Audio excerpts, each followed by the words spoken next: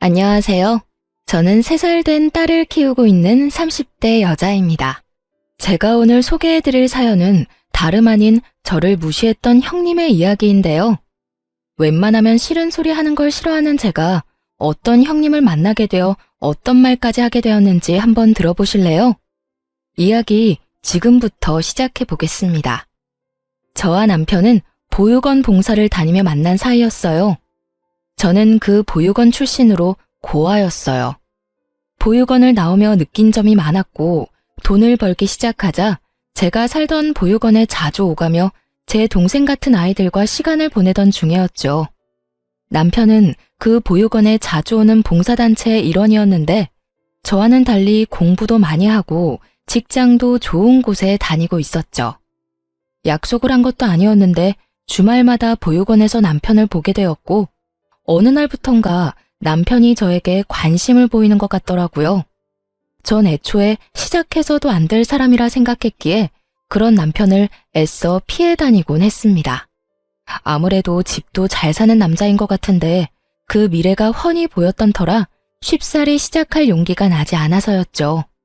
하지만 남편은 그런 저를 끝까지 붙잡아 주었고 한결같은 남편의 모습에 딱 연애까지만 하기로 마음을 먹고 시작하게 되었습니다. 나를 한결같이 좋아한다는 남편을 밀어내기엔 저 역시 남편을 너무나도 좋아하게 되었고 그런 남편과 결혼까지 하기엔 제가 고아라는 사실이 저희의 결혼에 큰 산처럼 장애물이 된다고 생각했었죠.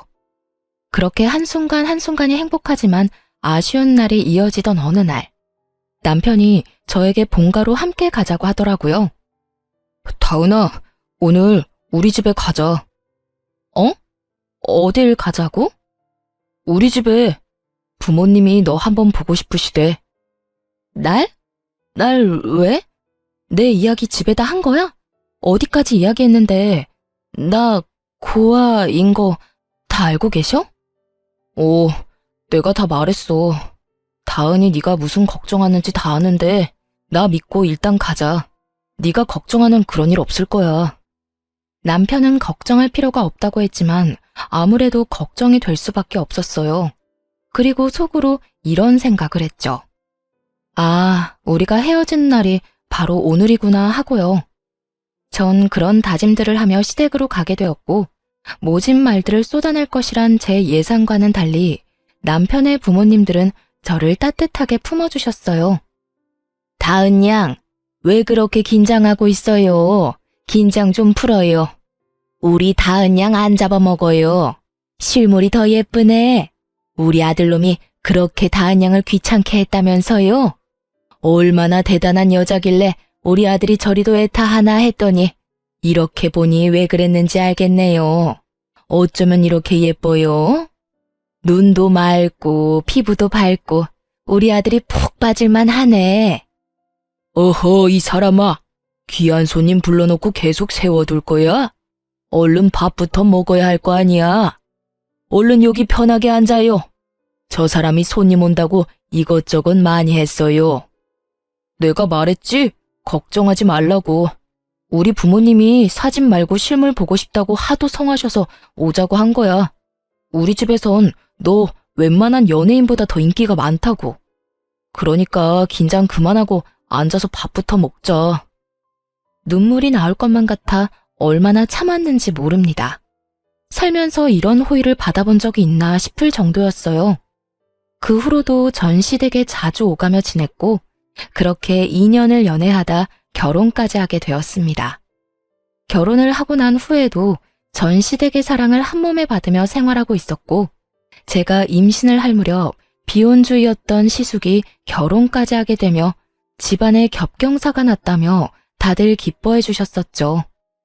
시숙과 결혼을 한 형님은 대기업 연구원으로 저와는 달리 집안도 부유하고 척 보아도 곱게 사랑받으며 자란 티가 나는 사람이었어요. 그런 형님은 시댁 식구들에게도 잘했는데 단 한 사람, 저만 무시당한다는 느낌을 지울 수가 없었어요. 아무래도 어려운 시댁에서 그나마 의지할 수 있고 편히 대할 사람은 저뿐이라고 하지만 편해서 그렇다고 하기엔 선을 넘는 말들을 하곤 했죠. 하루는 시어머니가 접시를 주며 거기에 반찬을 담아내라고 하셨어요. 그래서 받아든 접시에 반찬을 담고 있는데 형님이 다가와 접시를 빼앗아 들더니 이런 말을 하더라고요. 동서, 여기에 그 반찬을 담으려고? 아무리 미적 감각이 떨어진다고 해도 이건 좀 아니지 않아? 딱 봐도 식욕 떨어지게 만드는 색조합이잖아. 꽃무늬가 뭐야, 꽃무늬가. 그러지 말고 저기 아무 무늬도 없는 흰 접시에 담아. 그게 더 깔끔하고 정갈해. 아, 그런가요? 그런데 그게요, 형님. 형님은 어머님이 골라준 접시라는 사실을 생각지도 못하고 있었고, 저는 우물쭈물 어떻게 해야 할지 몰라 쉽사리 대답을 못하고 있었어요. 형님은 아무 대답도 하지 못하고 눈치만 살피는 저를 보며 답답하다는 듯 닥달하기 시작했어요. 동서, 내 말 안 들려? 얼른 접시 다른 거 가지고 오라니까. 왜? 기분 나빠서 그래? 기분 나빠할 것도 많다. 다 동서 어른들한테 밉보일까 봐서 그래. 그렇지 않아도 동서는 눈치 볼 일도 많을 텐데 이런 거라도 잘해야 예쁨 받을 거 아니야? 아니, 기분 나쁘고 그런 게 아니라요. 사실 이거 어머님이 골라주신 거예요.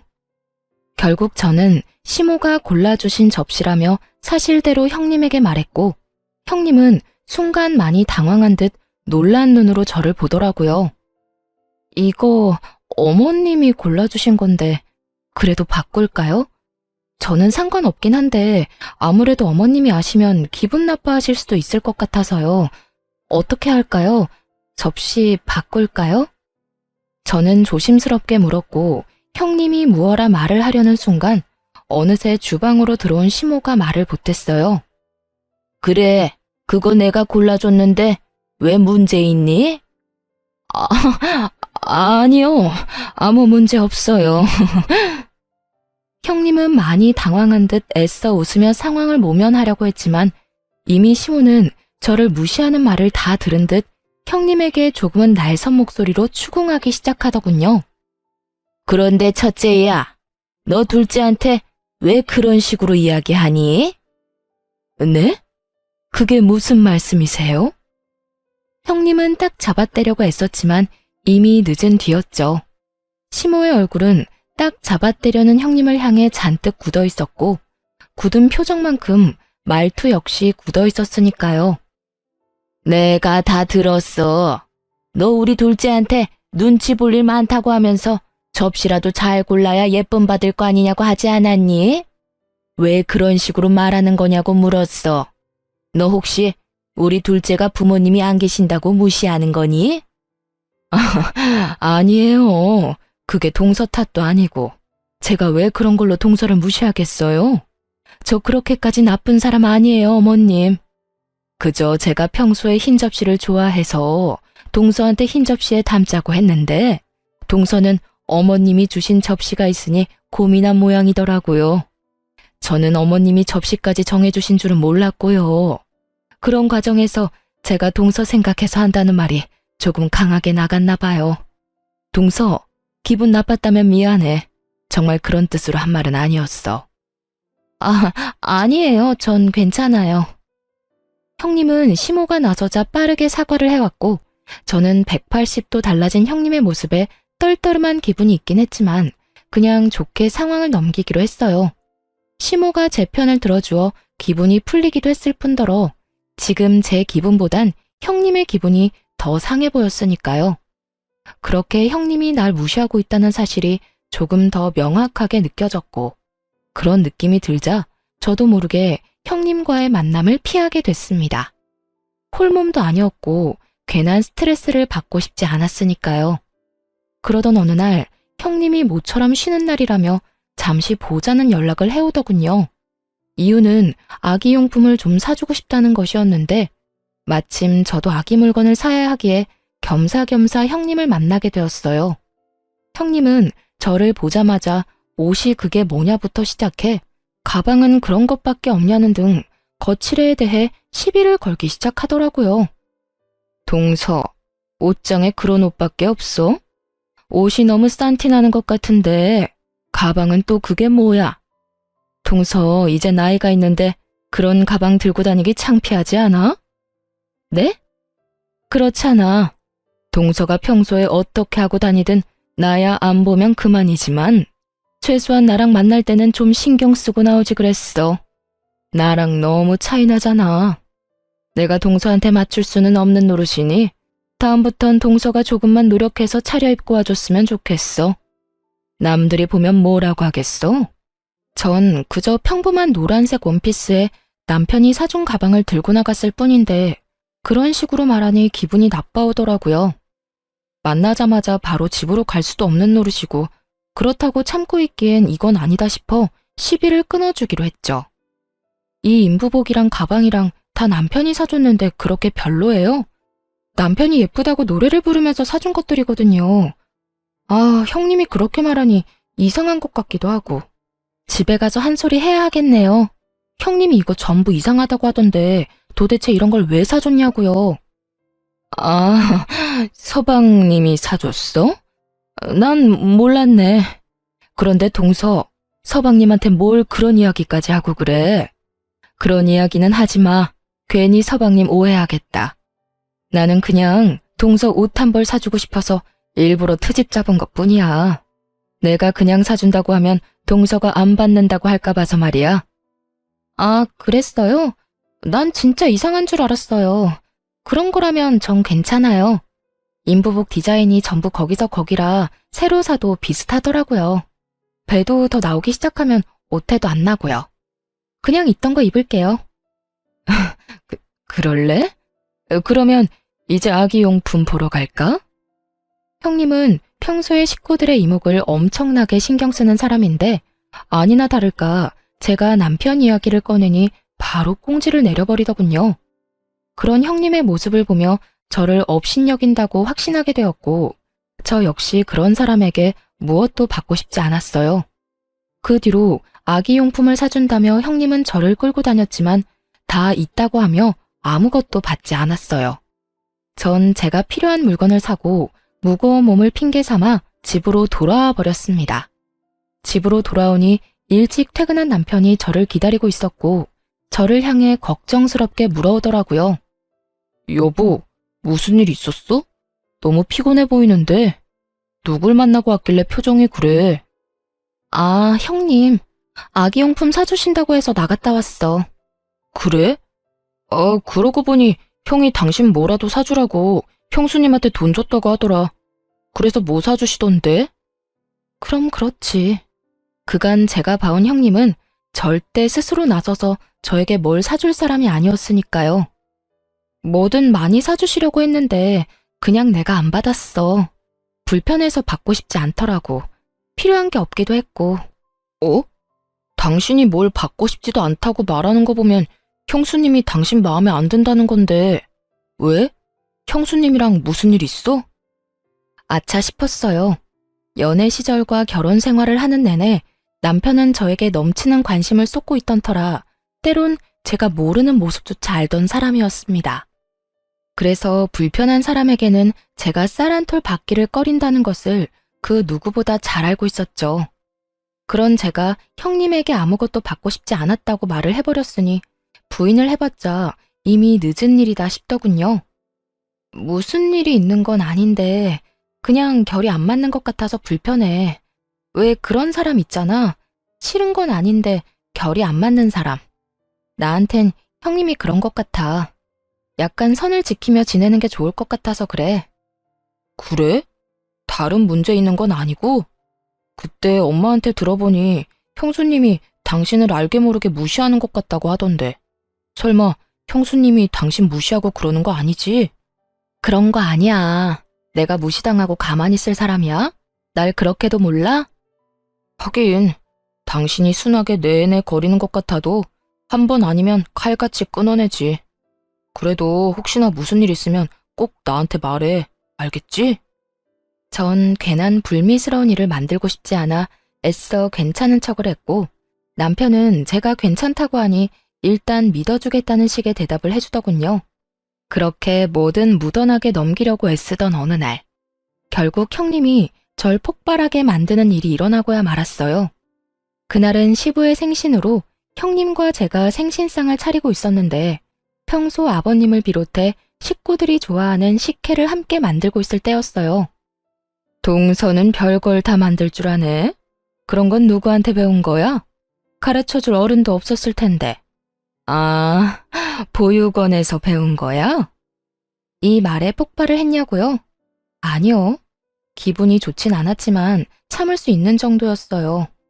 학교에 다니며 저런 말은 수도 없이 들었던 터라 저 정도 비아냥은 그저 우습기만 했어요. 아, 어머님께 배웠어요.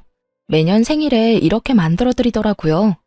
남편도 좋아하고 해서 저도 배워두면 좋겠다 해서 배웠어요. 아주버님도 좋아하시는 것 같은데 형님도 이참에 배워두실래요? 아유, 됐어. 그까짓 거 얼마나 한다고. 요즘 수제식혜 얼마나 잘 만드는데 사 먹는 게 편하고 좋아. 그렇긴 하죠. 돈 주고 사 먹으면 편하긴 해요, 사실. 전 이제 그만 대화하고 싶다는 의미로 고개를 돌려버렸고 그쯤 하면 제 뜻을 알아듣고 그만해도 될 텐데 형님은 기어코 입을 또 열어버리더군요. 편한 걸 안다는 사람이 왜 이 고생을 하는 거야? 그렇게 아버님 어머님께 잘 보이고 싶은 거야? 동서도 참 애쓴다 애써. 잘 보이려고 이러는 게 아니라 워낙 좋아하시니 만드는 거예요. 애쓰는 게 아니라 제가 하고 싶어서 하는 거라고요. 왜 매번 형님은 그런 식으로 생각하는 거예요? 제가 뭘 했다 하면 잘 보이려고 그런다, 애쓴다. 왜 그런 식으로 저를 깎아내리냐고요.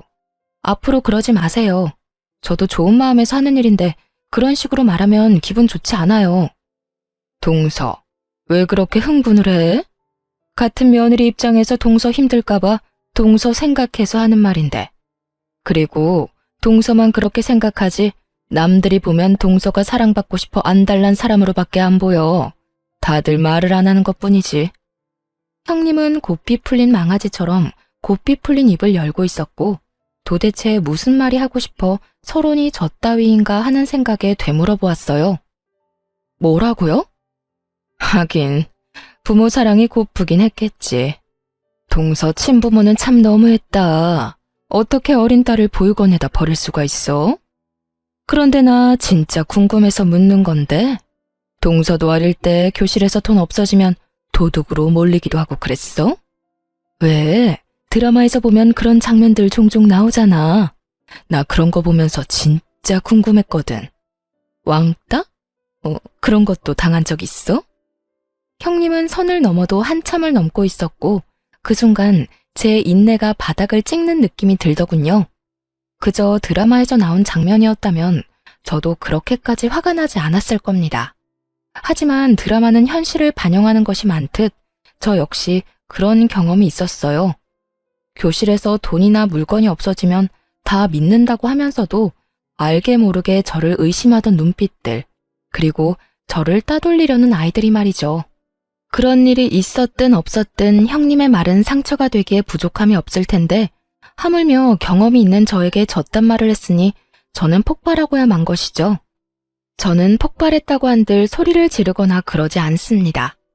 그저 사람 미쳐버리게 비아냥거릴 뿐이죠. 아, 그런 경험이요? 있긴 하죠. 왜 교실에 딱 그런 애들 있잖아요. 부모 잘난 거밖에 없으면서 꼭 자기가 잘난 것처럼 콧대 높게 굴면서 애먼 사람 괴롭히는 애들. 그런 애들이 주동에서 사람 하나 잡아대면 당해낼 방법이 없더라고요. 그런데 형님 그거 아세요? 꼭 그런 애들이 커서 제 버릇 못 버리고 자기보다 약한 사람이나 자기보다 아랫사람을 그렇게 괴롭히더라고요. 그리고 꼭 그런 인간들이 당하는 사람이 참고 있다는 걸 또 몰라요. 참아줄 때 적당히 하면 참 좋을 텐데 꼭 그 선을 넘어서 피를 보더라고요.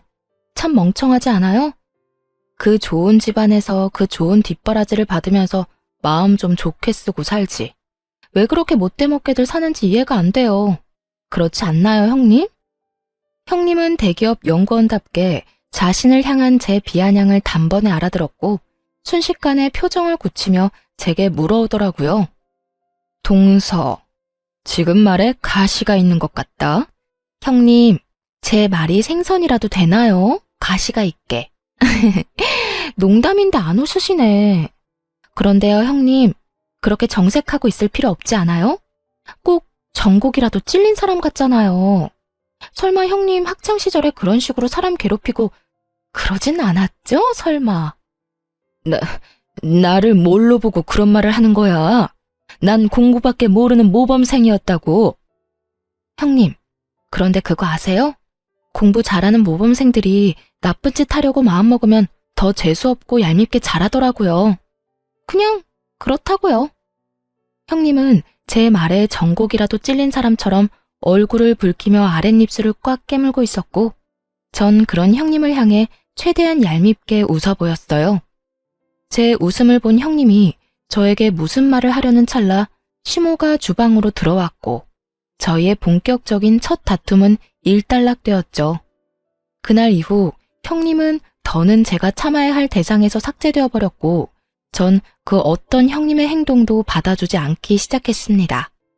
그 후 형님은 본인이 제대로 저에게 한 방 먹었다는 사실이 분한지 시비를 못 걸어 안달인 상태였고, 전 그런 형님의 시비를 비아냥거림으로 받아주며 그 입을 막아버렸어요. 그렇게 크고 작은 부딪힘이 계속되던 어느 날이었죠. 그날은 시어머니가 우리 집에 반찬을 좀 가져다 주신다며 온다고 한 날이었는데, 형님이 이 사실을 알고 반차까지 쓰고선 함께 왔더라고요.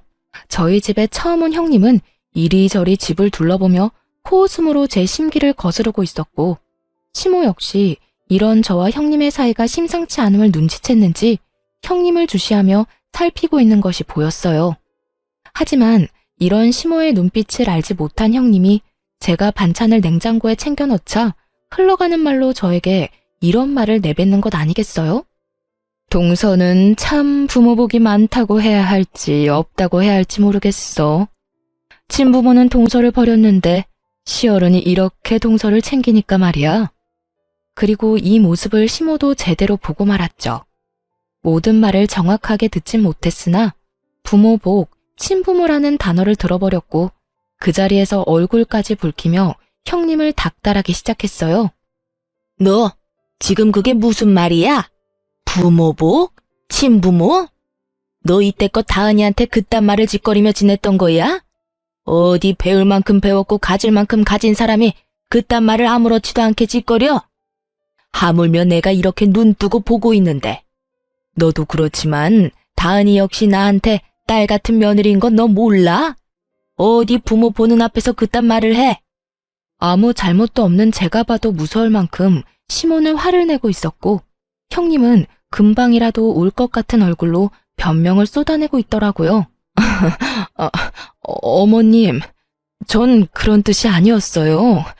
그냥 어머님이 부모처럼 잘 대해주신다, 친부모님같이 동서를 아끼신다는 의미에서 한 말이었어요. 너 끝까지 이럴 거야? 네 표정, 네 말투가 그런 뜻이 아니었는데 어디서 끝까지 속여 먹으려고 그래? 내가 너 지난번부터 다은이한테 함부로 하는 것 같아도 네가 맏며느리이니 다은이한테 알려줄 것이 있나 보다 하고 참았다. 그래도 네가 다은이보다 많이 배웠고 다은이보다 나이가 많으니 뭐라도 하나 좋은 영향을 주겠지 하고 그냥 지켜봤는데 그 믿음의 결과가 이거야? 내가 웬만하면 이런 말까지 하고 싶지도 않은데 사돈이 너 이렇게 가르쳤니? 도대체 가정교육을 어떻게 받았길래 사람이 이따위로 최악이야? 시모는 형님이 어줍잖은 변명으로 상황을 모면하려는 행동에 더 큰 화가 나버리셨고, 형님은 궁지로 더 내몰리고 있었어요.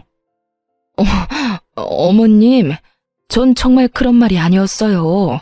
정말 동서가 너무 불쌍하기도 하고 부럽기도 하고 그래서 그랬던 거예요. 나쁜 뜻은 전혀 없었어요. 네가 왜 다은이를 불쌍하게 여겨? 너한테 그럴 자격이나 있다고 생각해? 다은이가 뭐가 부족해서 너한테 그런 말을 들어야 한단 말이냐고. 너 계속 말 같지도 않은 말 해댈 거야? 그럴수록 네 밑바닥만 드러난다는 생각은 못하니?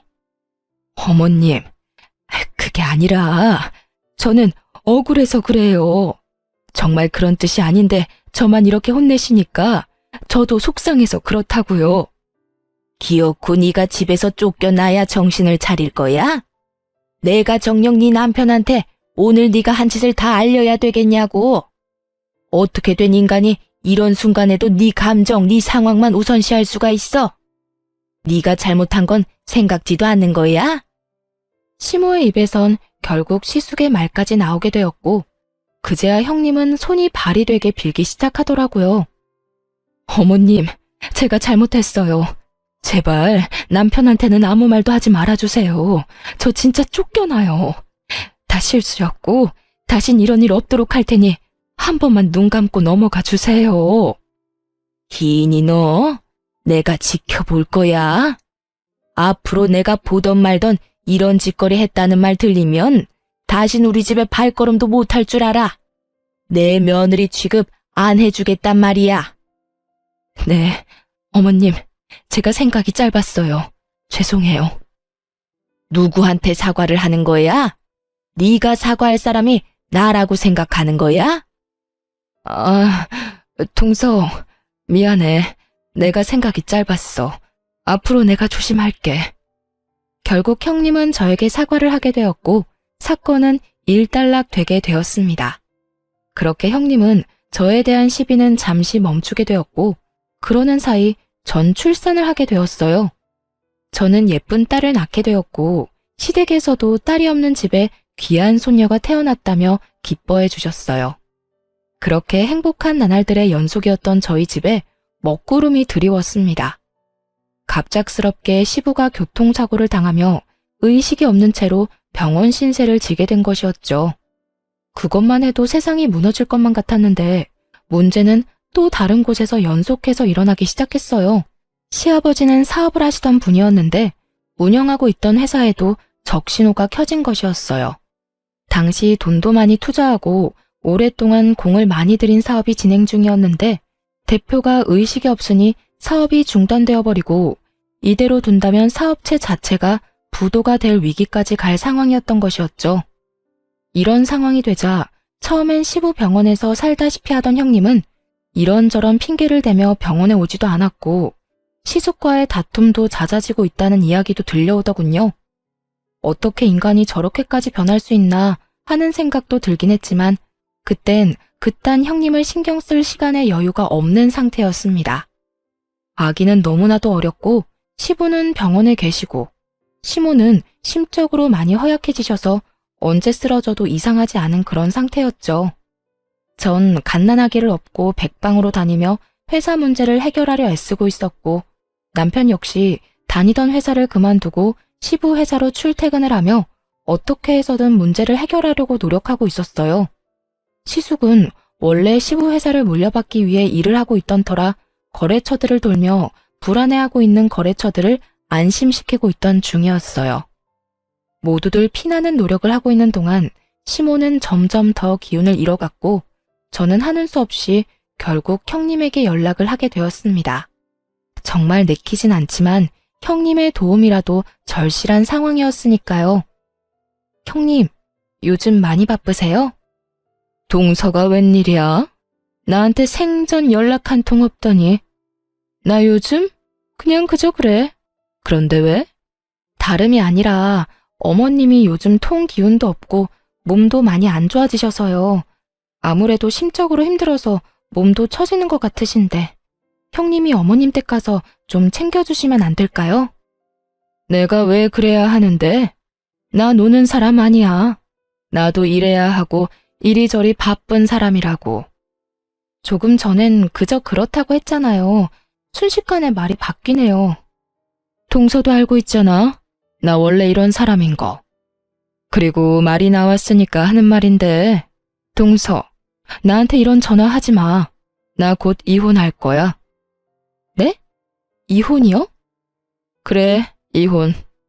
내가 그 집안에서 그 수모를 겪으면서 왜 붙어 있었는데? 내 급에 맞는 남자라고 생각했으니까 어떻게 해서든 참고 산 거라고. 그렇게 참고 살다 보면 장남인 남편한테 그 회사가 갈 테니까. 그런데 지금 꼴이 어때? 아버님은 돌아가시기 직전이고 회사는 부도 직전에 어머님은 곧 몸져 눕기 직전이고 온갖 나쁜 일 앞두고 있는 게 뻔히 보이는데 내가 그딴 집이랑 계속 연을 이어가고 싶겠어? 형님은 이런 상황에선 이혼이 당연하다는 듯 저에게 훈수를 두며 사람 입으로 오물을 뱉어내고 있었고 점점 듣고 있던 귀가 썩어갈 지경이었어요. 앞뒤가 다른 사람이란 건 진작 알고 있었지만 이 정도로 최악이라고는 생각하지 않았는데 형님은 생각보다 더 인간 이하임을 증명하듯 선 넘는 말도 거침없이 내뱉더라고요. 더는 이런 사람에게 사람 대접을 해주고 싶지 않았던 저는 언성을 높이며 따져 묻기 시작했어요. 와, 진짜 너 내 생각보다 더 쓰레기구나.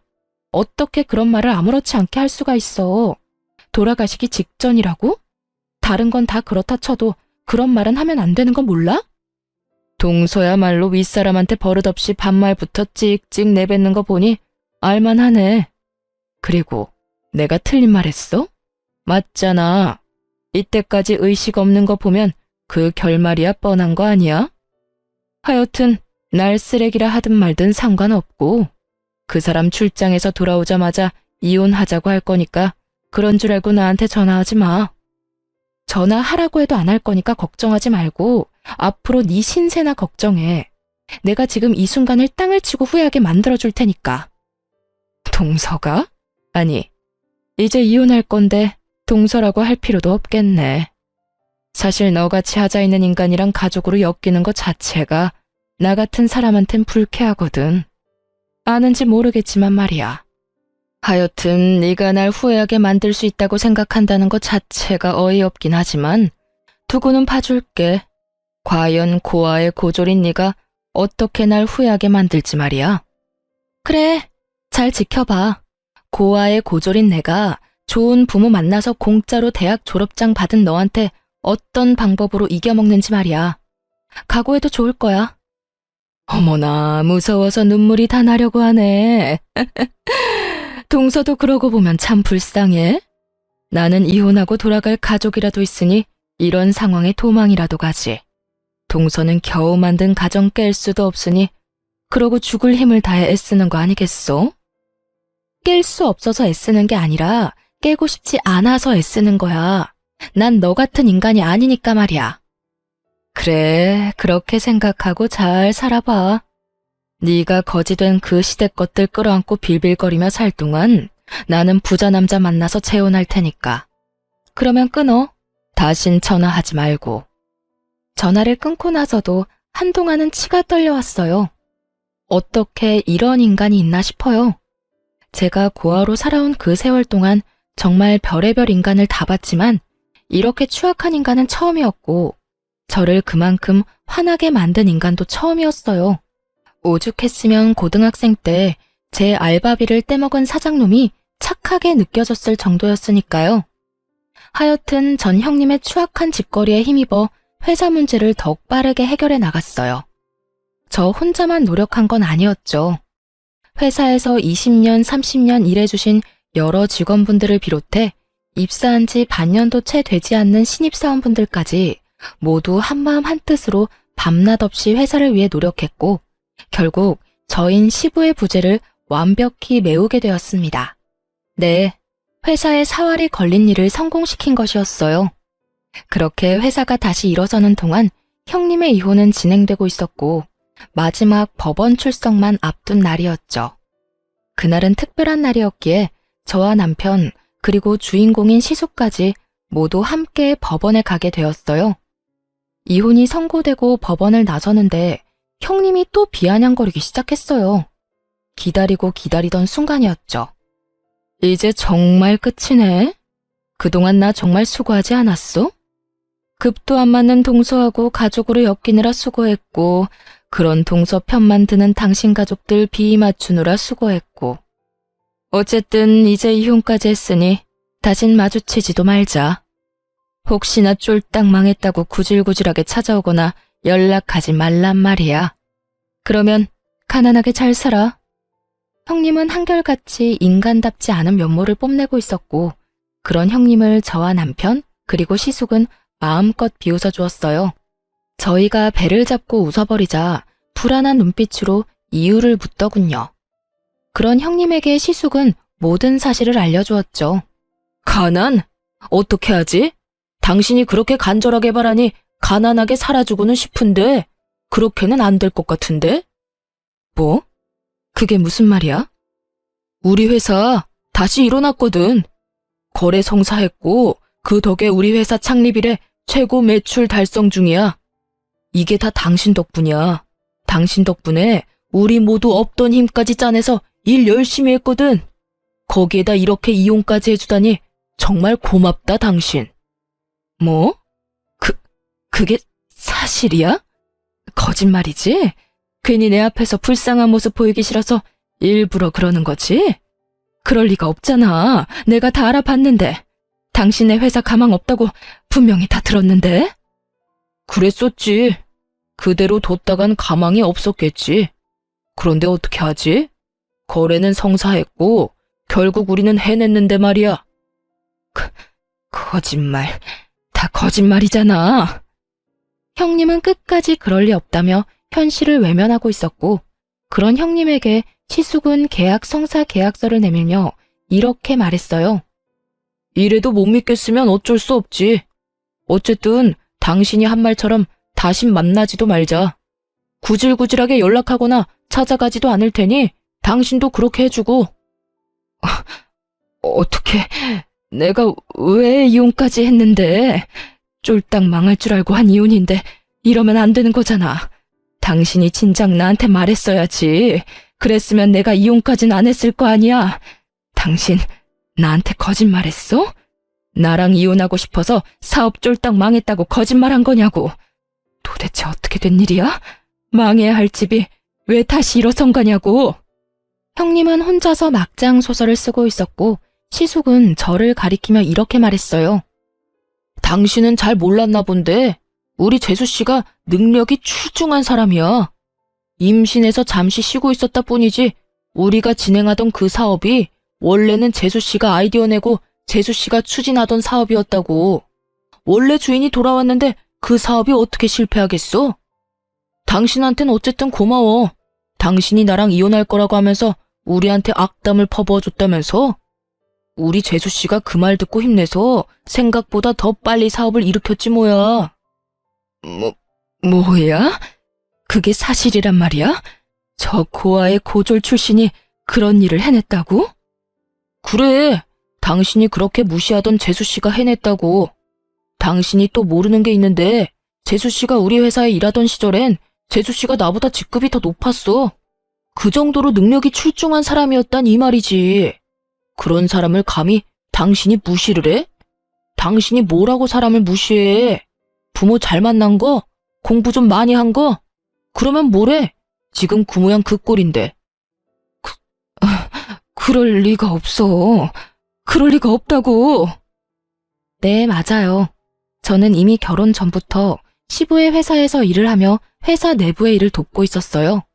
생각보다 경영이나 사업 추진에 소질이 있던 저를 시부께서 전적으로 믿고 밀어주셨기 때문에 가능한 일이었죠. 당시 제 직급은 친아들인 시숙보다 높을 정도로 시부는 저를 믿어주셨고, 그랬기에 저도 몰랐던 제 능력을 발견할 수 있었던 거죠. 그렇게 회사에 큰 도움이 되는 사업을 구상하던 중 갑작스레 임신을 하게 되었고, 가족이 무엇보다 중요했던 저는 태어날 아기를 위해 사업에서 한 발 물러서 쉬고 있었던 것이었죠. 이러한 사실을 전혀 몰랐던 형님은 저를 무시했던 것뿐 아니라 회사에 닥친 위기를 아무도 해결하지 못할 것이라 믿어 의심치 않았던 것이었어요. 모든 사실을 알게 된 형님은 자리에 주저앉아선 믿을 수 없다는 듯 혼잣말을 중얼거린다 싶더니 이내 정신을 차린 듯 시숙을 잡고 늘어졌어요. 여보, 내가 진짜 미쳤었나 봐. 내가 잠시 정신이 나갔었어. 우리 이혼 없던 일로 하자. 응? 제발, 내가 이렇게 빌게. 방금 내 말 못 들었어? 이혼해줘서 고맙다는 말. 그렇게 고마운 이혼인데 내가 왜 그걸 없던 일로 만들겠어? 난 절대 그럴 생각 없어. 여보, 그러지 말고. 우리 좋았잖아. 우리 사랑했었잖아. 당신이 나한테 한 번만 더 기회 주면 내가 정말 잘하면서 살게. 아버님 병간호도 내가 도맡아서 할 거고 어머님께도 더 잘하면서 살게. 기회? 그 기회는 당신이 잡고 싶을 때면 다 잡을 수 있다고 생각하는 거야? 안타깝지만 이제 당신한텐 기회라고는 없어. 그러니까 구질구질하게 굴지 말고 잘 살아. 얼마나 잘 살 수 있을지는 모르겠지만. 시숙은 단호하게 형님의 손길을 뿌리쳐버렸고 도저히 안 되겠다 싶었던 형님은 갑자기 저를 붙들고 늘어지기 시작했어요. 동서가 말 좀 잘해주면 안 돼? 우리 가족들 동서 말이라면 껌뻑 죽잖아. 이번에 동서가 회사도 일으켜 세웠으니 동서가 나 좀 받아주자고 한마디 해주면 다들 없던 일로 치고 나 받아줄 거야. 그러니까 동서가 말 좀 잘해줘. 우리 가족이잖아. 이제 와서 가족이라니 정말 웃기지 않나요? 언제는 저에게 가족으로 엮는 것 자체가 불쾌하던 사람이 저에게 가족을 운운하며 매달리고 있었어요. 그런 형님의 모습을 보는데 화가 나기는커녕 불쾌한 기분이 올라오더라고요. 전 그 불쾌한 손길을 뿌리치며 이렇게 말했습니다. 가족? 이제 와서 가족? 언제는 나하고 가족으로 엮는 것조차 불쾌하다고 하더니 이제는 가족이 되고 싶어? 그런데 어떻게 하지? 난 너 같은 인간이랑 가족 되고 싶지 않은데 힘들 때 나 몰라라 버리는 인간이랑 가족이 되고 싶겠어? 동서, 그땐 내가 제정신이 아니었어. 갑자기 집안도 힘들어지고 동서랑도 사이가 안 좋으니까 그냥 홧김에 그랬던 거라고. 그래, 내가 많이 예민해서 그냥 뱉은 말인데 이렇게 이혼까지 하게 될 줄은 몰랐어. 이렇게 후회하고 있으니까 동서가 제발 나 좀 살려주라. 후회? 좋은 말이네. 내가 말했지? 너 땅을 치고 후회하게 해준다고. 꼴 좋다. 그렇게 자신만만하게 굴더니 결국 내 말대로 됐네? 기분이 어때? 고아의 고졸인 내 앞에서 이렇게 무릎 꿇고 비는 기분이? 자존심에 금이 간 형님은 몸을 일으켜 저에게 달려들었고 전 그대로 반동을 이용해 바닥으로 내팽개쳐져 버렸어요. 형님은 그대로 바닥으로 고꾸라졌고 손을 툭툭 털며 말했어요. 진짜 꼴 좋다. 그러게, 마음 곱게 쓰라고 내가 말했지? 앞으로 네 인생은 늘 이 모양 이 꼴일 거야. 네가 부모가 있든 그 부모가 부자이든 말든 네가 인생을 그따위로밖에 못 살면 늘 그 모양 그 꼴일 거란 말이야. 그러니까 제발 착하게 좀 살아라. 아니, 제발 인간답게라도 좀 살아. 그렇게 저희는 돌아와 버렸고 그 뒤로 들려오는 형님의 소식은 쌤통 그 자체였습니다. 처음 형님이 이혼을 본가에 알릴 당시 본가에선 이혼을 반대했다고 해요. 하지만 형님은 다 망해가는 집안에서 가난하게 살고 싶지 않다며 막무가내로 우겨대는 바람에 이혼을 허락하게 되었는데 망해야 할 집이 더 크게 성공해버렸으니 크게 화가 난 것이었죠. 그 덕에 그렇게 자랑하던 본가에선 멍청한 이혼녀라고 불리며 무시를 당하고 있다고 하더군요. 그리고 그렇게 자랑하던 대기업 연구원 직업도 마찬가지였습니다. 제 버릇 남 못 준다고들 하죠. 형님은 회사에서도 저에게 했듯이 신입사원이나 집안의 어려운 직원들을 대놓고 무시하는 것도 모자라 왕따까지 시킨 것이 다 알려지며 권고사직이 난 상태라고 합니다. 그렇게 인간답게라도 살라고 했는데 제 말을 들어먹지 않는 건 여전하다고 생각했네요.